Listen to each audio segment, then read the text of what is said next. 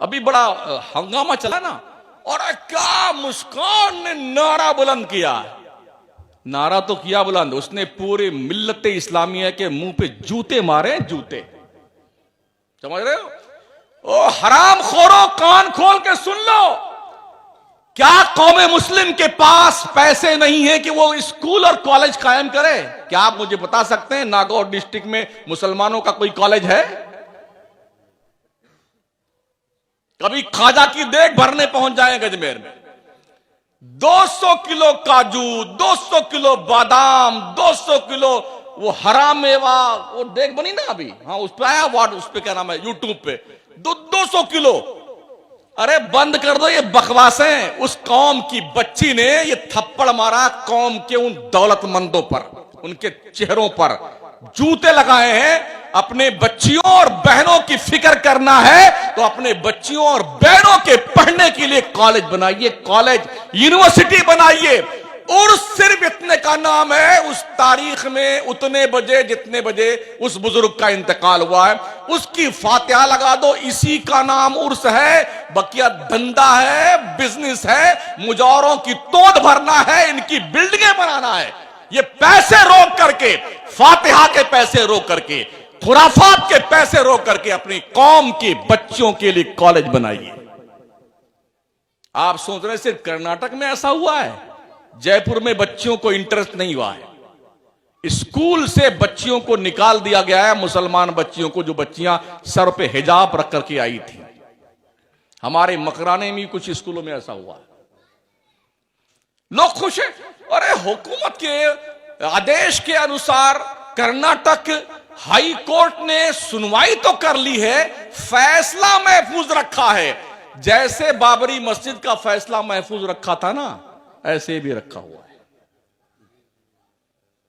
3 तलाक का फैसला महफूज रखा था, फिर वो भांडा फोड़ दिया मर्दूदों ने। ऐसे ही फैसला महफूज रखा है ताकि वक्त आने पर यह भांडा फोड़ दिया जाए कि कोई मुस्लिम लड़की कॉलेज में हिजाब लगा के नहीं आ सकती है। उस कानून की पालना करनी पड़ेगी। जो स्कूल का ड्रेस कोड है उस पर चलना पड़ेगा। तो अब ये सोच लीजिए कि आने वाला दिन आपकी कौम के लिए कितना बुरा है, ये सोच लीजिए आप। और मैं उन बदमाशों से, उन लौंडों से, मुस्लिम कौम के उन जवानों से मुखातब हूं जिनकी जवानियों के दिन और रातें गली कूचे में आवारा कुत्तों की तरह गुजरती रहती हैं। बंद कर लो ये बकवास, सुधार लो अपने आप को। अभी वक्त है, वक्त है। वरना सीरिया, लीबिया, इराक, अफगानिस्तान की वो जलती हुई लाशें, डूबते हुए बच्चे, तबाहो बर्बाद होती हुई माओ बहनों की इज्जतो आबरू, ये हिस्ट्री पढ़ लेना।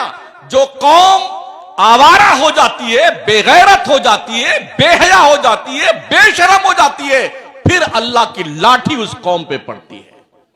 शुक्र मनाओ कि किस बुनियाद पर अब तक बचे हुए हो। किस बुनियाद पर? मदरसों की तरफ कोई ध्यान नहीं, मस्जिदों की तरफ कोई ध्यान नहीं, मुआशरे को अच्छे और पाकीज़ा माहौल में तब्दील करने का कोई तस्वुर नहीं। कोई हमारे पास प्लानिंग नहीं है कि हम कैसे अपने मुल्क में अपनी जिंदगी को बेहतर बना सकते हैं, अपने आने वाली नस्लों को कैसे उनका मुस्तकबिल हम महफूज कर सकते हैं और रोशन बना सकते हैं। ताबना कोई हमारे पास प्रोग्राम नहीं है और ना हमारे पास कोई ऐसी सोच है। जैसे कीड़े मकोड़े पैदा हो जाते हैं, कहीं इधर पड़े मर गए, कहीं उस गली कूचे मर गए, कहीं उधर जा रहे हैं, आवारागर्दी। ये हमारी कौम का हाल है। और सिर्फ ये आपके नागौर का नहीं है, पूरे मुल्क के मुसलमानों का है। एक कॉलेज मुसलमानों के पास नहीं है पूरे नागौर में। यूनिवर्सिटी छोड़िए आप, राजस्थान भर में 2-4 कॉलेज होंगे मुसलमानों के, यूनिवर्सिटी तो है ही नहीं कहीं भी। क्या करेंगे आप? इल्म का दौर है, इल्म का, क्वालिफिकेशन का दौर है, पढ़ाई का दौर है, ज्ञान का दौर है, रिसर्च का दौर है। और हम ओहो पूछो मत, धोनी रमाए बैठे हुए हैं। कभी पहुंच जाएंगे सूफी साहब दरबार में, वहां गप्पे लड़ाएंगे बैठ करके। मंगतों की एक लंबी फोर्स हमारे पास में।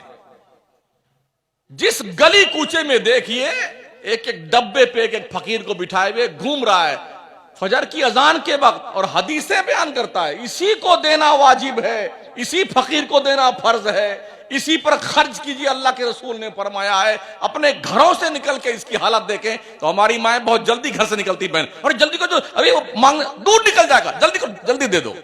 उनको ये भी तौफीक नहीं होती ये मांगने वाला कौन है, ये तो जान लें। ज़कात, फितरा, खैरात सब दे दो, अल्लाह वाला ले जाइए ले जाइए। सिस्टम बनाइए, सिस्टम।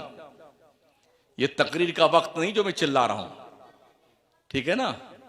मुझे तो बहरहाल आया हूं, ट्रेन तो मुझे मिलेगी नहीं जो हमारी जिसमें हमारा टिकट बना हुआ है, उसके बाद वाली ट्रेन जो मिल जाए उससे जाएंगे। तो थोड़ा आप समात फरमा लें। पूरे राजस्थान में नहीं, पूरे हिंदुस्तान में हम इस तरह की तकरीर करने के लिए बदनाम हैं। बहुत सारे मौलवियों के चेहरे का रंग बदल जाता है जब मैं स्टेज पहुंचता हूं, इसलिए कि मैं वहीं पर हाथ रखता हूं जहां पर जख्म होता है।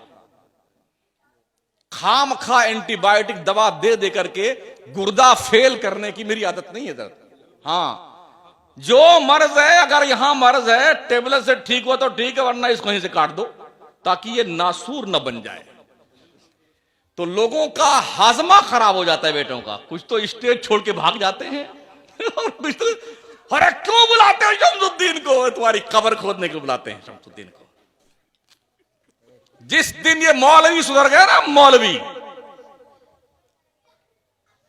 सिर्फ 10% से 15% मौलवी ठीक है, माफ कीजिएगा सर, इसी बिरादरी का मैं भी आदमी हूं। 10 से 15% तक मौलवी काम करता और ठीक मौलवी है। 80% मौलवियों का हाल इतना खराब है कि पूछो मत साहब, कुछ लेना देना नहीं। ये हमारी डुगडुगी है, ये हमारी दुकान है, ये तुम्हारी दुकान है, बस इसी में अपना बाजा बजाते रहो रात भर और दिन भर बैठे हुए। हमारी यूनिटी क्यों नहीं है? हमारा अकीदा एक है, मसलक एक है, मशरब एक है, मंजिल एक है, रास्ता एक है। हम एक क्यों नहीं है बना में सुन्नी? क्यों एक नहीं? अपने अपने पीर की डुगडुगी बजाए हुए पीर साहब। मरदूदों कान खोल के सुन लो, वो उस तरह के मौलवी जो इस नेचर के हैं। अल्लाह ने हमें दीन की तबलीग के लिए पैदा किया है, पीर की तबलीग के लिए नहीं पैदा किया है। पूरे कुरान में किसी पीर का जिक्र नहीं है और हदीस की किसी किताब में किसी पीर का जिक्र नहीं है। अगर है तो मुझे बता दो ला करके। पीरी मुरीदी का रीजन क्या रहा है, जरा इस पे गौर कीजिए। आप शुरू कीजिए सरकार हसन बसरी, बहुत दूर के गौस पाक को ले लीजिए। आप क्या करते थे ये पीर लोग?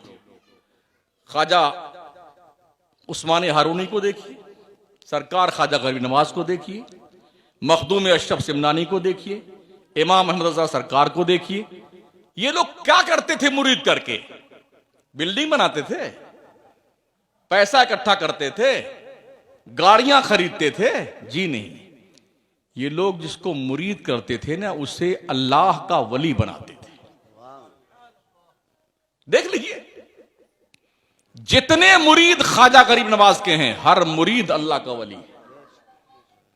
चाहे बख्तियार काकी के मुरीद हों, साबिर अलाउद्दीन के मुरीद हों, सारे मुरीद अल्लाह के वली। इमाम अहमद रजा के सारे मुरीद अल्लाह के वली, मखदूम सिमना के सारे मुरीद अल्लाह के। क्यों? इसलिए कि वो मुरीद की तरबियत करते थे। इसलिए मुरीद नहीं करते थे कि पीर का बंगला बने, एक कोठी बने। हमने देखा है पीरों के, एक कोठी कलकत्ता में है उसी पीर की 2 करोड़ की, उसी की कोठी मुंबई में 3 करोड़ की, उसी की कोठी अहमदाबाद में 2 करोड़ की, उसी की कोठी लखनऊ में 3 करोड़ की। रहता कौन है?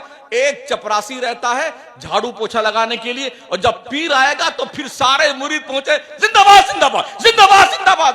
3 दिन मरदूद रहते वहां पर, लूट खसोट के खाते हैं मुरीद। और मुरीद समझता आप जन्नत मेरे बाप की हो गई। कसम खुदा के इतना मारे जाओगे ना, पीर भी इतना कूटा जाएगा, भेजा बाहर निकल आएगा उसका पीर का। और ऐसे मुरीदों की वो धुनाई होगी, शक्लें नहीं पहचानी जाएंगी। शक्लें नहीं पहचानी जाएंगी। अपने दिल में झांक कर देखो कितना गंदा हो चुका है ये दिल। हरामखोरी, बेईमानी, लूट खसोट, गीबत, चुगली, बुराई, ये सब की आमाजगाह हमारा दिल बना हुआ है। अल्लाह वाले क्या करते थे?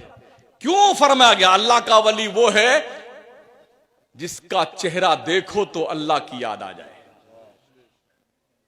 अल्लाह की ऐसे ऐसे बहुत कम है इस दौर में। वो जो बेचते थे दवाए दिल, वो दुकान अपनी बढ़ा गए। जो जन्नत बेचते थे ना बहलोल दाना, वो अपनी कब्र में गए। अब तो पीर देता